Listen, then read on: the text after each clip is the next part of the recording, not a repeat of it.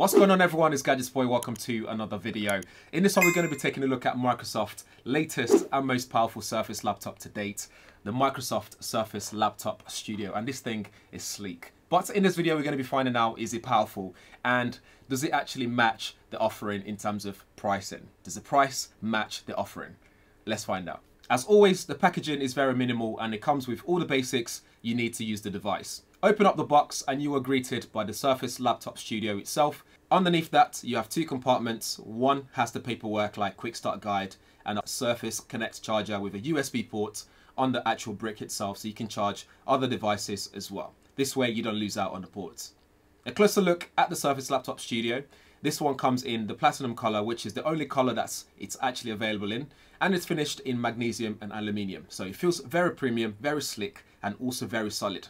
On the left side are two USB-C Thunderbolt 4 ports, and on the right side is the Surface Connect port for fast charging, connecting other peripherals using the dock, and a 3.5mm headphone port.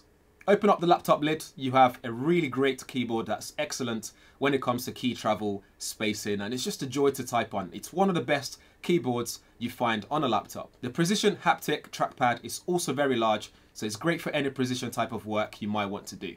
But where the Laptop Studio really shines is when it comes to how it can transform into other modes. With a soft push on the lid, you can go from a laptop to a tablet device for when you feel like drawing, for example. Or you can have the display fully facing you without the keyboard distracting you, or facing the other way when you need to show someone else what you're working on. You'll also notice the ventilation on the sides at the bottom that helps with heat dissipation. And generally, the Laptop Studio is a sleek laptop, like I said already. There's no surprises here at all because Surface Laptop series have always been this way when it comes to design. If you manage to get the slim pen too, you can attach it to the laptop lid. Yes, it sticks. But where it's actually reserved for the pen is at the bottom where it sticks and charges when not in use. It's the perfect place for it as it's outside when you're not using it, and it just holds really nicely in there. You can shake it around and it doesn't come off at all, so you rest assured you're not going to be losing this when you're carrying it around. Well, it's got a bit of heft to it, but it's not that heavy, so you can pop it in your backpack and off you go without hurting your back. And when you decide to use it in tablet mode like so, you'd be alright using it as well without worrying about, you know, arm aches and all that kind of stuff. On the display, it's a 14.4-inch touchscreen with 2400 by 1600 pixels, giving you 201 ppi, and you also get 120 Hz by default, although you can also drop that down to 60 Hz if you wish to do so, but I'd stick it to 120 Hz because your eyes will thank you for it later. This is something that's usually reserved for gaming, but if you're not gaming, it's also great for experiencing smooth scrolling for, you know, when you're browsing the web and that kind of stuff. It also supports Adobe Vision, so when you take it outdoors, for example, it can stay useful and you get a really good display in terms of those HDR sort of things. One thing that's also worth mentioning is the speakers. You have a quad omnisonic speaker setup with Dolby Atmos and it sounds fantastic. One of the best I've heard on a laptop. I don't even mind the bezels as well, as it helps with holding the laptop in tablet mode and just generally usability.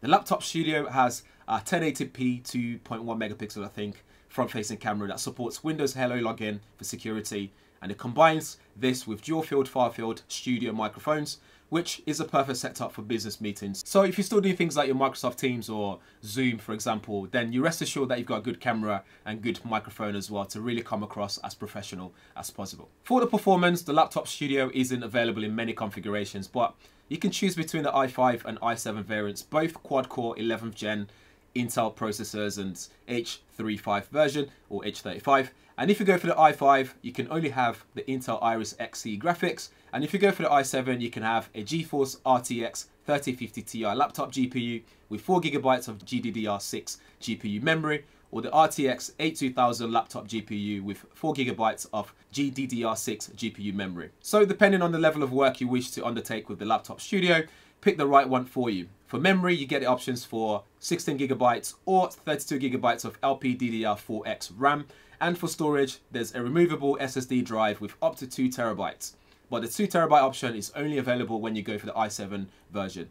This version here is the 1TB i7 with 32GB of RAM and 3050 Ti GPU with Wi-Fi 6. Spec spiel aside though, it performs well in terms of storage tests with fast read and write speeds. This is useful for accessing your files when editing videos, for example, which is great. Next, on Cinebench R23, it wasn't the best in multi-core but performed better in single-core performance tests.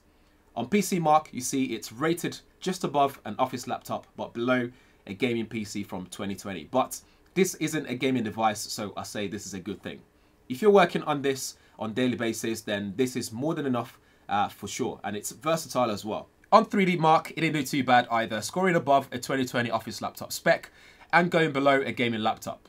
We do have a quad-core system here though, that's 11th gen and a lower power GPU. Putting this through Forza Horizon, it ran smoothly with no issues at all, and using the built-in benchmarking tool, it was able to achieve 60 frames per second with no issues, although it went above 90 frames per second in GPU render. But the fans just kick in and it gets a little bit warm. In the real world, this is able to run Adobe Premiere and you can edit and render 4K videos easily, no problems at all. Where relaxed there though when running Adobe Premiere is when you start to scroll through the timeline, you can see a bit of light jittering and juddering in the graphics itself, even when you put it at half rate, so you're not running at the full speed, full graphics quality, sorry, that you could run it at. So that's something to bear in mind. But if you really need to edit videos on this, that's something that you can do at 4K. Just don't try and do 8K videos. That's when you start to struggle. So it's fully capable in that sense. It can run your video editing software on there comfortably well. You can also connect this to your external displays to run on bigger displays for a better workflow as well. So that's to bear in mind as well. So this is great for your everyday task, as well as if you really need to edit videos, yes, you can edit your videos. For battery life, it did very well too. It lasts more than 12 hours of typical use for me, which included rendering a couple of 4K videos, so no complaints there at all. In summary, I really like the Surface lineup, and the Surface Laptop Studio is no exception. I wish it had more ports on there. It only has 2 Thunderbolt both 4 ports, and if you need more, you'd have to get the dock as well to do all the extra bits, which is a shame. I also wish it was more powerful, because at this price point, you could probably get some more powerful gaming laptops for around the same price. But I see what Microsoft is trying to do here. They're offering a powerful laptop in a sleek chassis that's not bulky, and it's also versatile, so you're able to just do many things with it. So you're not just buying a laptop, you're buying a laptop for watching movies, a laptop for work, a laptop for drawing, for example, using a Slim Pen, and bringing your ideas to life. I probably didn't talk too much about the Slim Pen 2, which is nicely tucked away underneath here, but it's actually really cool. Like, it has this nice haptic feedback in there, like a little vibrator motor. So when you're drawing with it, it feels like pen to paper. It actually feels like you're drawing on paper, and it's just responsive. There's barely any lag, any latency at all there as well. So this is definitely a really cool accessory to buy with it as well if you're going to be purchasing this. And that's it for the Surface Laptop Studio. As always, let me know what you think in the comments below. If you have any questions, drop them there as well. And as always, I'll leave all relevant links in the description area so you guys can do your own relevant research if you want to find out more. But in the meantime, if this is your first time around here, please do subscribe, smash the bell notification as well, so every time I upload a new video like this, you get notified. Thanks for watching. I'll see you in the next one.